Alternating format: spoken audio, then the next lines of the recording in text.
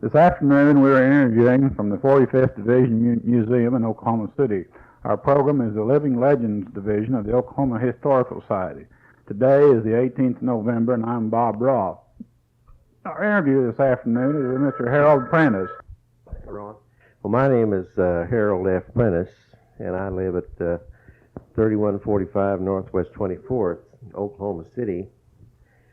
And my affiliation with the Oklahoma National Guards was back in the 30s primarily with the old 189th Field Artillery Band that used to be at Phillips University at Enid, Oklahoma. Now, I had about 4 years of service prior to World War II, and then after World War II, a couple of years of service in the 45th Division Band. Well, not really. Anyway, I was a member of the 189th Field Artillery Band and located in Enid, Oklahoma. And our commanding officer at that time was Warrant Officer Green. I enlisted in the Guards in 1934. I believe I was about 15 years of age. And I had to do some tall talking to get my mother to sign the papers, but I was a pretty good musician, and they wanted me in the band, and so I made it. But most of the band at that time were college-age students. We had a few adults that lived in Enid, and I happened to be the only person of high school age in the band. And the uniforms looked like they might have been World War I vintage at the time, with leather leggings, being a field artillery group. But the Class A uniform itself looked pretty good. Of course, they always sort of dolled the band up because they referred to us as the regimental fairies, so to speak. And I remember the first camp, it was at Fort Sill. It was in the summer of 35 in August. And we went down by trucks. And it was a great experience for me, being one of the younger set, so to speak. And our day was rather full. We had to play a reveille at 5:45, and then after reveille, breakfast, and then a little policing up the area, and then rehearsal till noon, and in the afternoon, it was a little leisure time until guard mount, 4 o'clock, and then after guard mount, we played a concert at the officers' mess. This was every evening. And then in the evening, we might play at the boxing arena, or maybe go over to the old post and play a concert over there. But I can remember one morning we were rehearsing in an old tin building that we used as a rehearsal hall. It was on the northeast area of the camp. Well, Captain Green came in and he said, well, we just got the news that Wiley Post and Will Rogers crashed in Alaska. And he went ahead to comment and say that this will probably set aviation back 20 years, but just so happened that it didn't, because shortly after, making preparations for World War II, and we know what happened then. And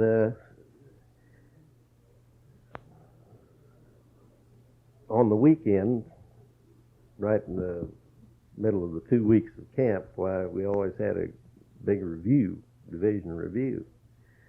Of course, the band had to play the review, and then normally after the review, our band being about the best band in camp, well, we went over to Medicine Park, generally played a concert.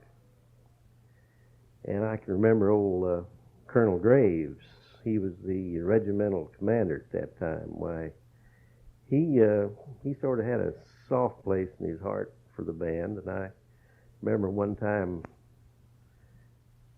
we were playing in front of the officers' mess, and he came back and he pulled his chair back in the drum section. And he said, "You know, I'm going to go back there and watch that kid drum." He was talking about me. But just like I said before, we had about the best band in camp. The reason why I say that is because most of our musicians were in the music field. Yeah, they were in the music field. And we had played. Did you play? I was a drummer. Yeah, I was a drummer. And we'd play some of the good old tunes like Bell Tell Overture and Light Cavalry Overture and the Slavonic Rhapsodies and all the good old Sousa tunes and Carl King tunes and such as that. And I remember we had these two tunes we used to play to death. One of them was Cyrus the Great, and the other one was Barnum Bailey's Favorite. And I remember one time Colonel Graves came over to our section and he said, "You know," he said, "if you ever run out of toilet paper down the latrine," he said, "I wish you'd take that Cyrus the Great and Barnum Bailey's Favorite, hang it on a nail down there, make good use of it." All right, ready to go? Yeah. Well, there were other bands in camp. Ours, of course, was 189th. Then there was 158th. That was located at Perry, Oklahoma. They had a pretty fair band. Then there was 160th Field Artillery. That was an Ada. They had kind of a ballyhoo band. They used to form a circle up by the PX in the evening and play things like "Hold That Tiger" and a few ditties of that nature. They kind of appealed to the soldier, so to speak. And then they had a medical regiment band and several infantry bands over on the other side of the camp.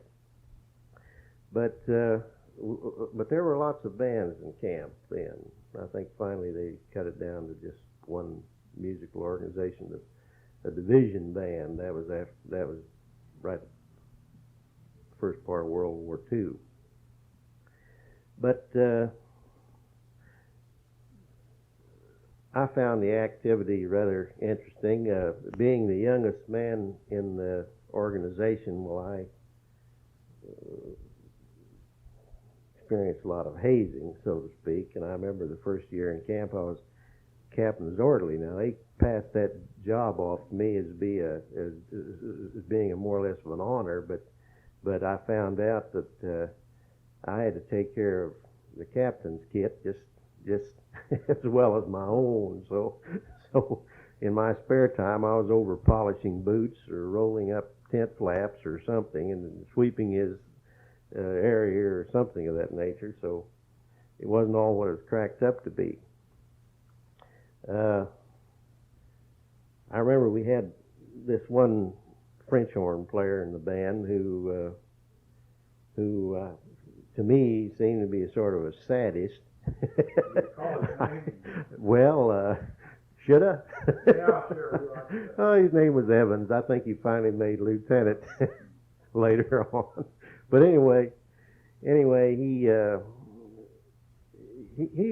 enjoyed and giving me a sort of a hard time. So one day I just about got my belly full of the whole thing. I walked in his tent and he was sacked out on his cot there, and I had a tent stake in my hand, and I said, "Now listen, if you don't get off my back, I'm going to come in here some night and I'm going to beat your brains out with the first thing I can get my hands on." Well, you know, from that day on, we had a pretty good understanding. And I think the captain told him to lay off because if he could play his French horn as well as I could play those drums, why, we'd have a lot better band, so to speak. But I was in camp then the following year. It was 36 and 37. Well, the routine was pretty much the same. Who was the director of your band? Is this Melvin Carey? Or? Well, in 1935, it was a gentleman by the name of Green, and then in 36 and 37, why Melbourne Carey came on. He made the scene. He was the director of the Phillips University band, and the band really excelled under his direction. Very good. And he's still located at Phillips University, I'm sure. Yeah. Yes, he's still there. And then in 1938, I signed up again for another year. But we were going down to Fort Bullis, Texas, at the Fourth Army. It was a Fourth Army maneuver, and I remember that was something. Fort Bullis, or the camp area, was out in a sort of valley area, not too much air circulation, but a lot of dust. And we experienced open air latrines and messing at the field kitchen and such as that. And it was sort of roughing it. But however, the band would go into San Antonio on occasion and play at the Alamo Plaza. We were very well received because, again, we had fine organization, played good music. Anything particular happened while you were playing at the Plaza or anything? Oh, no, not really. We'd have a pretty receptive audience, but nothing really. I know San Antonio was an old army town, and at that time it was sort of wide open, but we were kept busy. We were generally playing concerts or something of that nature.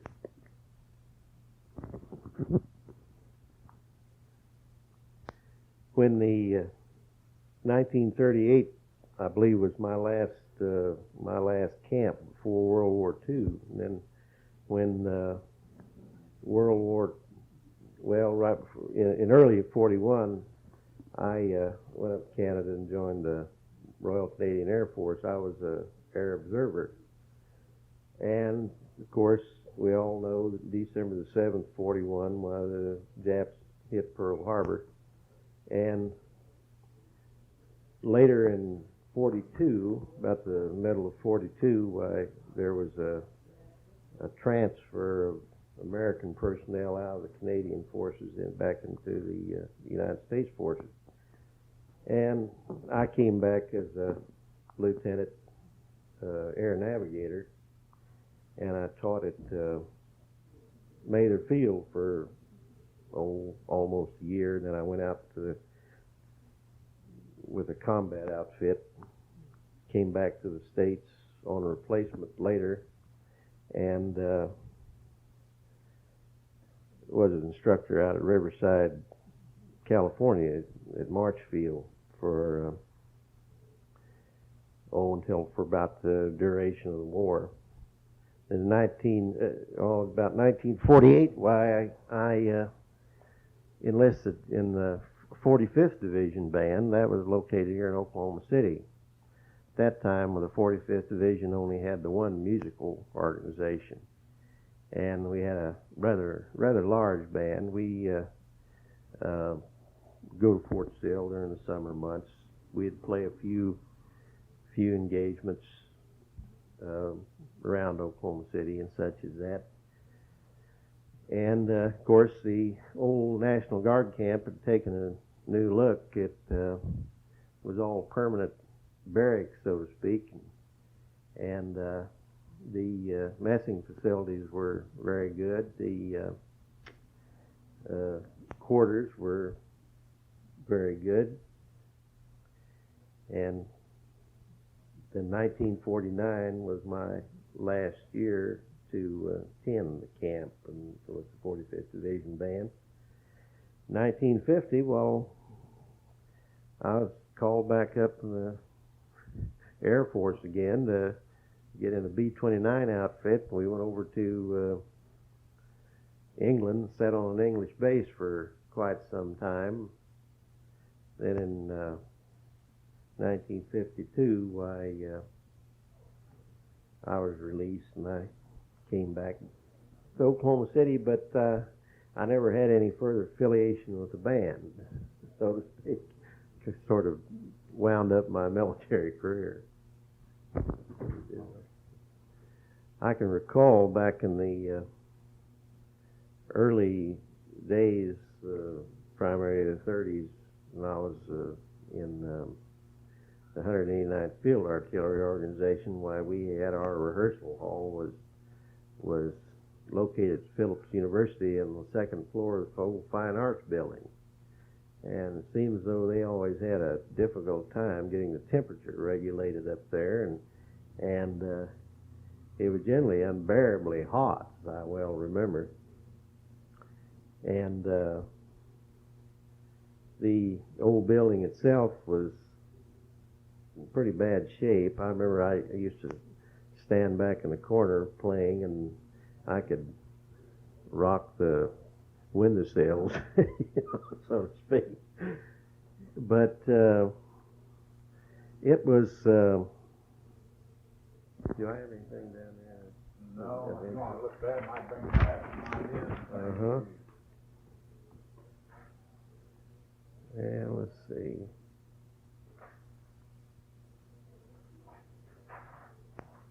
We rehearsed twice weekly, and the reason for that was, otherwise we had 2 drills a week, and the reason for that was so we could get all our allotted drills in during the school year, so to speak. And so at $1.25 a drill, why, that amounted to about $2.50 a week, which you'd get paid every 3 months. So I could always look forward to a nice drill check there. And for a kid 15 and 16 years old back at that time, that was quite a thing. Kind of put you on in financial ease, so to speak. Do you remember any of your trips in trucks from Enid down to Fort Sill? How long did it take? Oh yeah, we'd always leave right after midnight. That's so that we get in on so the pay would start, so to speak, properly. If we left before midnight, we would be entitled to another day's pay, But we'd generally go down by truck, and it'd take, we wouldn't roll into camp till about noon, generally. It was almost a 12-hour trip. We'd generally start, like I said, right after midnight, and then we'd stop and have breakfast maybe in Chickasha, something like that. Then we were rolling pretty slow, so to speak, and we wouldn't get into the camp area till almost noon. But I can remember those early reveilles we used to play. Normally, while the activity, of course, tap sounded about 10 o'clock, but normally the activity around the camp wouldn't quiet down till midnight. And then up at 5:15 to be on the line when the cannon came, when they shot the cannon in the morning, and to step off playing, why, some of the fellows were pretty sleepy, so to speak. Normally our reveille parades didn't sound too good. They were generally rather poorly presented. But like I say, why, we always felt we had one of the finest bands in camp because of our, more or less professional membership, so to speak. Down at Fort Sill, did you sleep in tents down there, or while you were sleeping? Oh yes, yeah, we lived in permitteel tents, and I can remember that we had put our tents up, line them up, and generally some inspector would come around and we'd have them all to move again because maybe they weren't in the proper perspective. See? And of course, the camp itself was, it was an experience. I remember getting up in the morning, of course, making this reveille parade, and the cooks, they'd be preparing the morning breakfast, and you'd have a layer of smog that was all over the area, you know, and but still, it was. I was generally the first one in line in the chow line because I really enjoyed that Army food. There was a lot of it, you know, and it was pretty well. It was pretty well received by me, so to speak.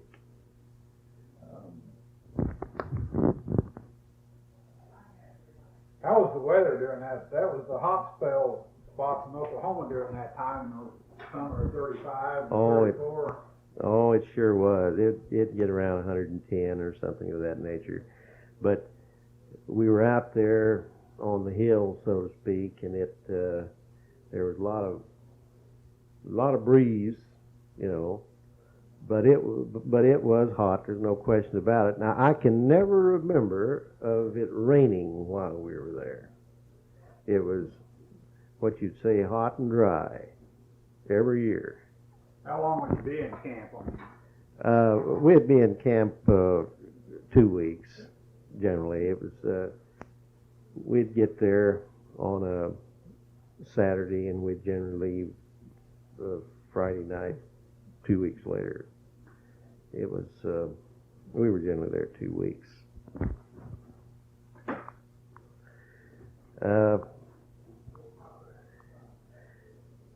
We'd generally try to make the 2 weeks camp a sort of something to remember, but the first year men, they were generally the butt of all the jokes. We'd send them after the morning cannon report at the regimental headquarters. What was the cannon report? Cannon report? Well, it was nothing really. It was, you know, in the morning, at reveille, they always shot off the cannon, so to speak, to announce the beginning of a new day, and so that's what the cannon report was. But we'd make a thing out of it and send them toddling down to regimental headquarters for the cannon report, so to speak. And then the tent furlers, we'd send them after the tent furlers. Every now and then you'd have to roll your tent around the center post. That was to air it out more or less, you know, air out the cots and such as that. And so we'd always make a project about that, like, well, we can't do that unless we have the tent furlers. Of course, tent furlers never existed, like sky hooks and left-handed monkey wrenches and such as that.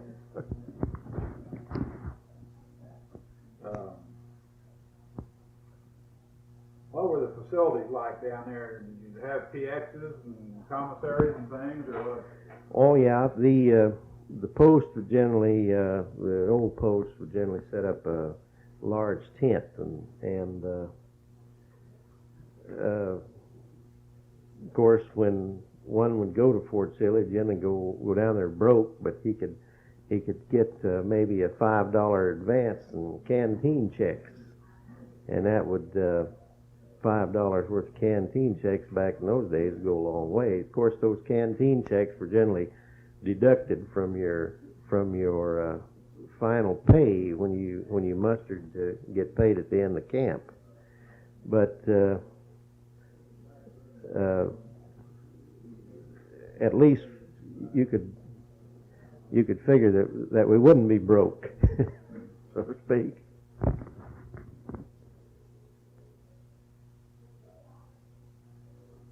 Happened at the time the World War II broke out. Well, when in 1940, I believe the organization was federalized, and they went to down at Fort Sill as a unit, the 189th Field Artillery Band, and then on into Texas, I believe.